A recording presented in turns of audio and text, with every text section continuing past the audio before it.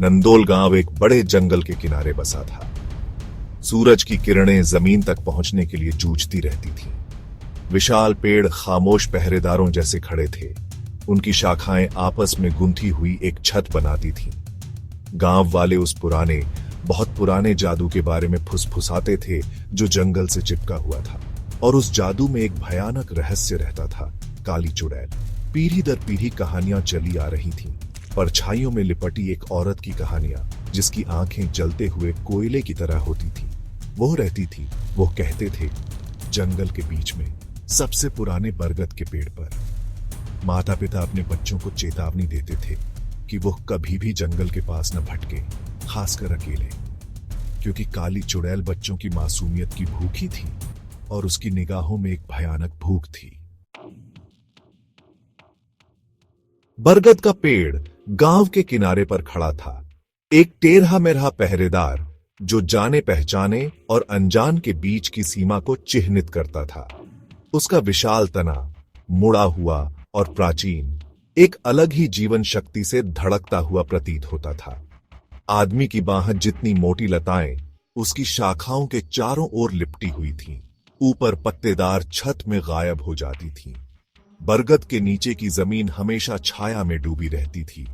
धूप वाले दिनों में भी हवा भारी और स्थिर रहती थी, गीली मिट्टी और सड़ते पत्तों की गंध से भरी हुई। गांव वाले पेड़ से दूर रहते थे, उनके कदम तेज हो जाते थे जैसे ही वो वहां से गुजरते थे।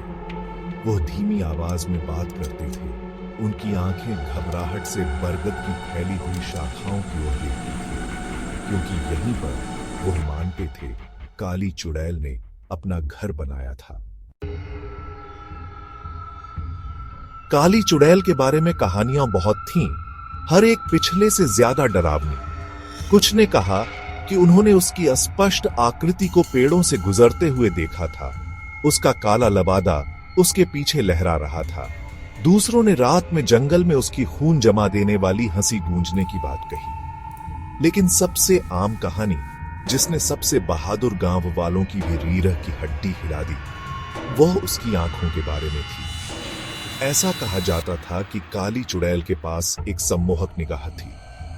उसकी आंखें अंधेरे में जलते हुए कोयले की तरह किसी भी मूर्ख की आत्मा को फंसा सकती थी जो उसकी निगाहों से मिलने की हिम्मत करता था। बच्चों को खासकर चेतावनी दी जाती थी कि वो कभी भी सीधे उसकी तरफ न देखें, क्योंकि यह बच्चे थे, गांव वाले फुसफुसाते थे, जिन्हें काली चुड़ैल सबसे ज्यादा चाहती थी।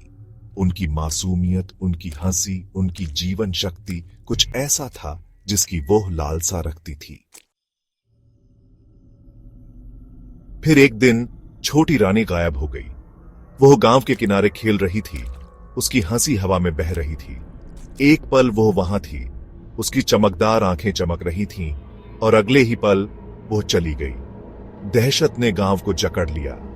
खोजी दलों ने जंगल की छानबीन की, उनकी आवाजें पेड़ों से गूंज रही थीं, लेकिन रानी का कोई पता नहीं चला।